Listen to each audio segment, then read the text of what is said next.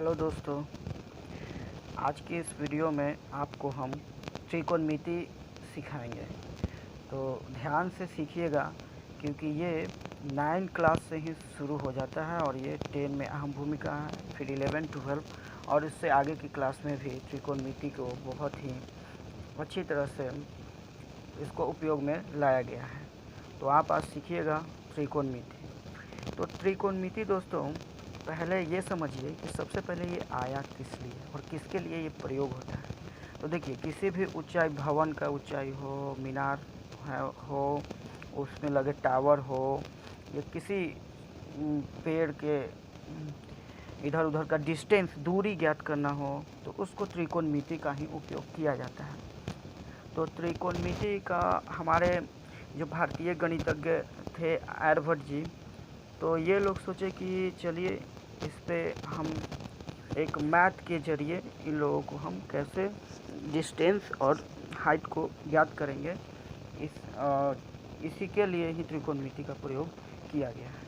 ठीक, त्रिकोणमिति की उत्पत्ति कैसे हुई, ये पूरा हम हिस्ट्री ही इसका जानते हैं। तो उस समय के गणितज्ञ लोग सोचे थे कि त्रिकोणमिति, तो देखने से ये भी हम लोग भी ऐसे अनुमान लगाते हैं कि त्रिकोणमिति आखिर 3 शब्दों से मिलकर बना हुआ है। देखिए, जैसे कि त्रि का मतलब हो गया त्रि का मतलब क्या हो गया, तो 3 हो गया।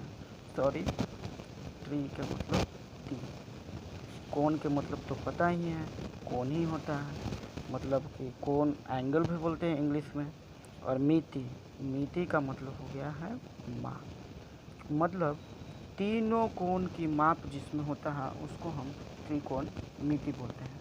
ठीक है, तो 3 कोण की माप, तो आखिर 3 कोण किस में होता है, तो त्रिभुज में ही होता है।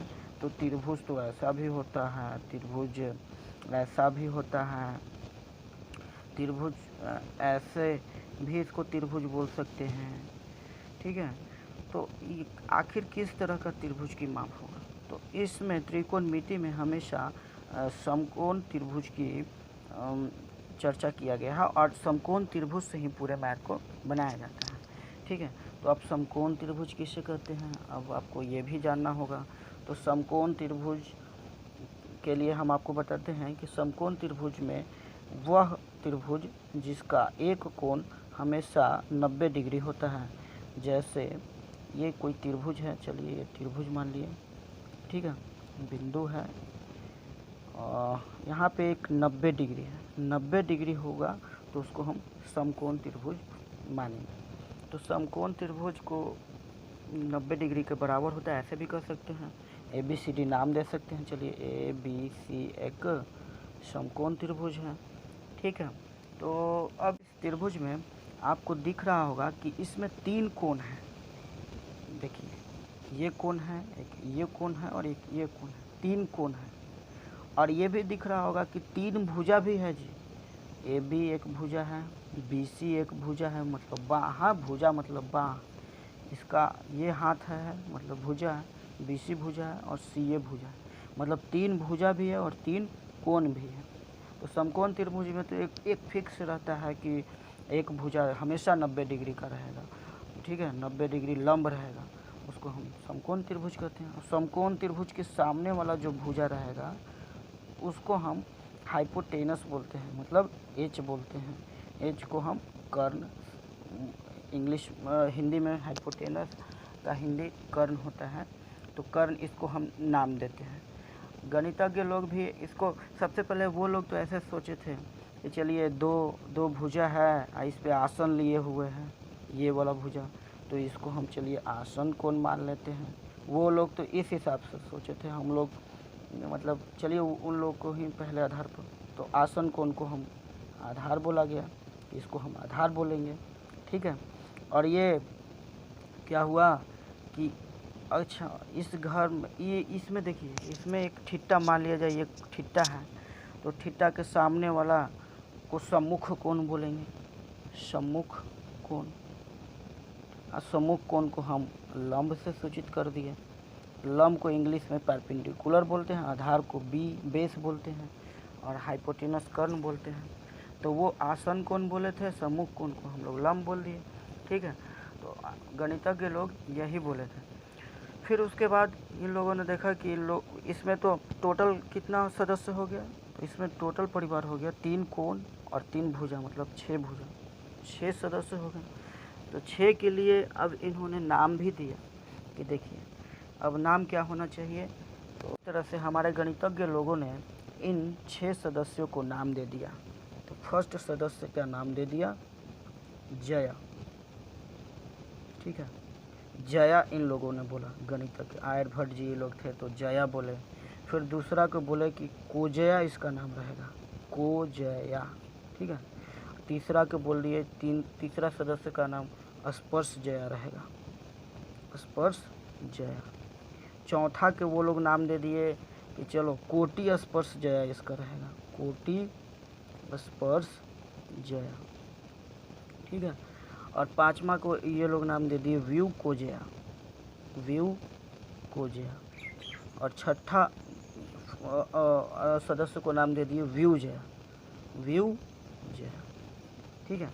तो इस तरह से ये जो 6 पार्ट हैं, तो 6 को इन लोगों ने नाम दे दिया कि जया, कोजया, स्पर्श जया, कोटि स्पर्श जया, व्यू कोजया और व्यू जया। तो अब इसको पढ़ने में थोड़ा कठिनाई होता था, तो उन लोगों ने इंग्लिश लिख दिया। जैसे जया को साइने बोल दिए, साइन, और कोजया को कोसाइने,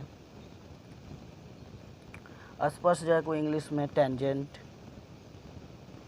टेंजेंट, ठीक है। और कोटि स्पर्श जया को बोल दिए कि को टेंजेंट ही है, को टेंजेंट, ठीक है। तो और व्यू कोजया को बोल दिए कि सेकेंड है, SECANT, सेकेंड। और व्यू जया को बोल दिए कि ये है को सेकेंड, ठीक है। तो ये अब ये नाम दे दिए इन लोग। तो अब इसके बाद ये भी फुल नाम हो गया, फुल नाम इसका हो गया। तो कोई का रहता है ना निकनेम, जैसे अक्षय कुमार के हैं अक्की, अक्की बोलते हैं उनको। तो साइन को निकनेम दे दिए, साइन ये रहेगा, ठीक है। कोसाइन को कॉस ये रहेगा, चलो शॉर्ट नेम। और टेंजेंट को टैन बोल दिए कि चलिए भाई अब इससे भी और मतलब कि आसान कर देते हैं। कॉट एजेंट के मतलब ये कॉट बोल दिए। और सेकेंड को बोल दिए सेक, और कॉस सेकेंड को बोल दिए कॉसेक। तो ये इतना इन लोग हाफ नाम दे दिए, ठीक है, 6 परिवार को। इसको बोलने में आसानी हो गया। जया, कोजया, स्पर्श जया, कोटि स्पर्श जया, व्यू जया, व्यू कोजया, ये सब कौन बोलने जाएगा इतना बड़ा बड़ा। तो इसको मतलब शॉर्ट नाम हो गया, ठीक है। तो अब उसके बाद देखते हैं कि इसके अब उल्टा कौन है। तो देखिए हिंदी में देखिए कि जया का उल्टा क्या है, व्यू जया, है ना।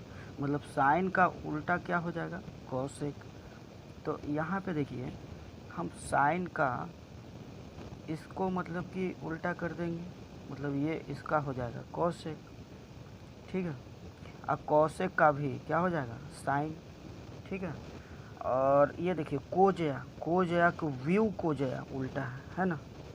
तो ये है कॉस बेचारा, इसका चले जाइए, इसका उल्टा व्यू कोजया मतलब सेक, ठीक है। और सेक का भी उल्टा कॉस हो जाएगा। उसी तरह ये देखिए अब है स्पर्श जया के कोटि स्पर्श जया मतलब टैन का भी अपोजिट हो जाएगा कॉट, और इसका भी अपोजिट हो जाएगा टैन। तो इस तरह से इसको अब उल्टा समझें कि ये उल्टा। तो अब देखिए तो ये तो देखिए अभी 90 डिग्री तो एकदम बिल्कुल रहेगा कि ये, लेकिन ये दोनों कोण बदलते रहेगा। मान लिया जाए इसमें से थीटा मतलब इसका मान निकालना है, तो इसके सामने वाला सम्मुख कोण यानी लंब हो जाएगा, और ये वाला आधार बचेगा तो हो जाएगा। लेकिन अगर ये थीटा निकालना हो, ये कोण निकालना हो, तो अब थीटा के सामने वाला सम्मुख कोण हो जाता है, मतलब कि ये फिर लंब हो जाएगा और ये आधार हो जाएगा। तो पहले इसके लिए साइन का फार्मूला ये लोग दे दिए, साइन थीटा का, कि ये होगा भाई लंब का और कर्ण का होगा, कहाँ गया, ये है लंब और कर्ण का होगा। तो चलिए, तो लंब बटा ये हो गया कर्न फार्मूला। ठीक है, देखिए साइन के बाद आ गया तो अब कॉस का देते हैं फार्मूला। तो कॉस थीटा का फार्मूला हो गया कि आधार और कर्ण में संबंध है, तो आधार बटा हो गया इसका कर्ण, ये कॉस थीटा का फार्मूला हो गया। और ये हो गया फिर टैन थीटा। तो टैन थीटा ये बोलता है कि इसका जो है लंब और आधार में है संबंध, तो लंब बटा आधार में टैन थीटा को लागू कर दिए। तो लंब को अब क्या इंग्लिश में बोलते हैं परपेंडिकुलर, जिसको P से डिनोट करते हैं, कर्ण को हाइपोटेनियस तो H से। उसी तरह आधार को बेस यानी B से डिनोट करेंगे बटा कर्ण को H से, लंब को P से डिनोट करेंगे और आधार को B से। तो इस तरह से ये मेरा फार्मूला निकल गया। ठीक है, ये साइन थीटा का फार्मूला, लंब बटा कर्ण यानी ये, कॉस थीटा का फार्मूला ये, और टैन थीटा का ये। अब ये बोले कि उल्टा है, क्योंकि हिंदी से ही पता चला कि ये इसका उल्टा है। तो अब देखिए साइन का कॉसेक है, तो कॉसेक थीटा का भी फार्मूला क्या हो जाएगा, देखिए कॉसेक थीटा का फार्मूला हो जाएगा कर्ण बटा लंब, उल्टा हो जाएगा इसका, मतलब ये है H और ये है P। और इधर देखिए कॉस का सेक है, तो सेक थीटा का फार्मूला हो जाएगा, ये वाला नीचे से ले जाइए, कर्ण बटा ये हो जाएगा आधार यानी H बटा क्या हो जाएगा B। और उसी तरह टैन थीटा, तो टैन थीटा का फार्मूला हो जाएगा ऊपर आधार बटा लंब, मतलब कि आधार को हम B से डिनोट करेंगे और इसको P से। तो ये मेरा 6 ठो फार्मूला आ गया। ठीक है, तो फार्मूला को याद करने के लिए ट्रिक भी है। तो देखिए ट्रिक बिल्कुल ईजी है, वो देखिए कैसे इसका ट्रिक है देखिए ट्रिक है लाल कक्का, LALKKA,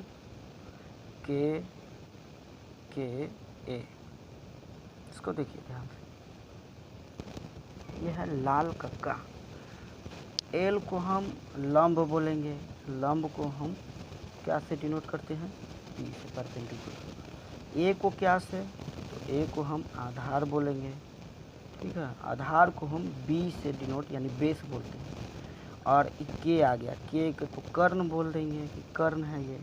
ठीक है, तो कर्ण को हम H से डिनोट करेंगे। तो लाल कक्का, तो याद रखिएगा पहले तो हमको आया साइन, फिर आया था कॉस, फिर आया था टैन।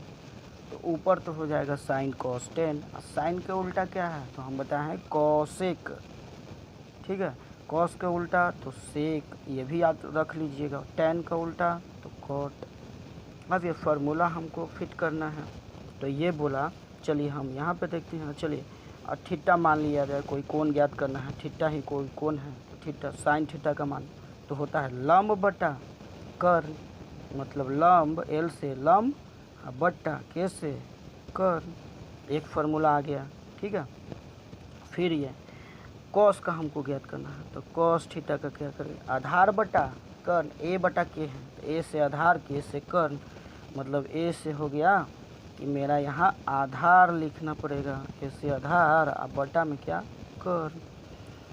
और देखिए तीसरा है कि टैन है, टैन थीटा।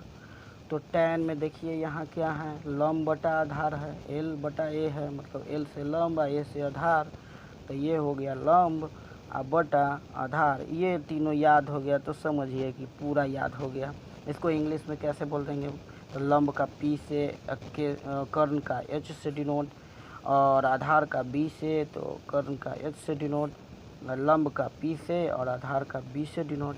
ये तीनों याद हो गया तो ये तीनों भी याद हो जाएगा, क्योंकि ये उसका उल्टा है। जैसे साइन का उल्टा होता है कोसेक, यहाँ देखिए कोसेक, इसमें से भी कर्ण बटा लंब, इधर से पढ़ेंगे कर्ण बटा लंब या इसी वाला को पलट देंगे। सेक थीटा कोई कोण है तो हो जाएगा कर्ण बटा क्या लंब, तो कर्ण बटा लंब हो गया। और ये है ये कॉस के उल्टा क्या है सेक, तो सेक थीटा बराबर क्या होता है, तो कर्ण बटा आधार होता है, कर्ण बटा आधार। और ये हो गया क्या कॉट, तो कॉट थीटा क्या होता है, तो ये होता है कि पहले आधार और तब दीजिए लंब, आधार बटे लंब, मतलब इंग्लिश में इसको लिखेंगे तो ये हो जाएगा एच, कर्ण का एच और लंब का पी, परपेंडिकुलर, कर्ण का हाइपोटेनियस और आधार का बेस मतलब बी, और ये देखिए बी और ये हो गया पी, लंब का पी। तो इस तरह से इसको याद कर सकते हैं लाल कक्का पे। ठीक है, अगर हम लाल नहीं लिखना चाहेंगे, यही तो एक बेस्ट ट्रिक है। ऐसे नहीं तो लंब बटा कर्ण, आधार बटा कर्ण, ऐसे करके याद कीजिएगा, जैसे भी हो। तो बार बार आप रटिएगा या ट्रिक से समझने की कोशिश कीजिएगा, लिख लिख के जैसे ही याद कीजिएगा तो ये बिल्कुल ही ईजी तरीका से याद हो जाएगा।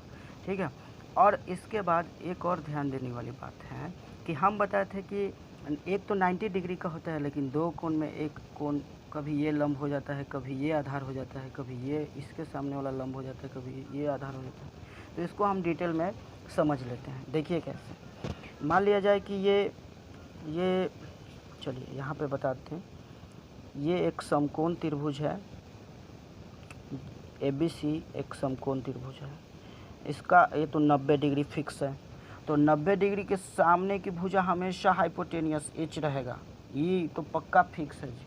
90 डिग्री के सामने वाला भुजा, 90 डिग्री के सामने की भुजा लिख भी ले सकते हैं, सामने की भुजा हमेशा क्या होती है, ये एच कहलाती है।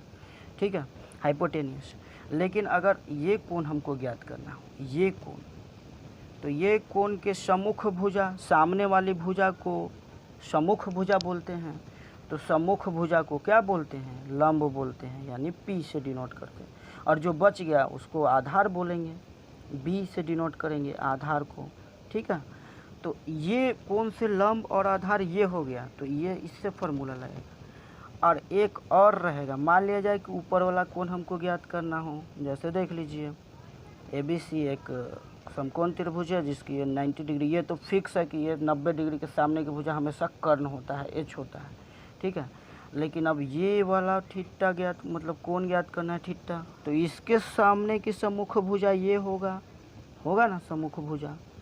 तो अब देखिए कि ये जब सम्मुख भुजा हो गया तो सम्मुख भुजा को हम क्या बोलते हैं, लंब, यानी P से डिनोट। अब इसको करेंगे, जो बच गया उसको आधार बोलेंगे, इसको B बोलेंगे। ठीक है, तो यहाँ पे मतलब ये कोण से ये वाला लंब हो गया, और ये कोण से ये वाला लंब हो गया, और ये आधार हो गया, और इसमें ये कोण से ये लंब और ये आधार हो गया। तो इसी पे तो है मैथ पूरा, इसी पे तो है पूरा बन जाएगा। अब उम्मीद है ये समझ गए होंगे अब हम मैथ को सॉल्व कैसे करते हैं। तो चलिए हम अब आगे मैथ को सॉल्व करते हैं।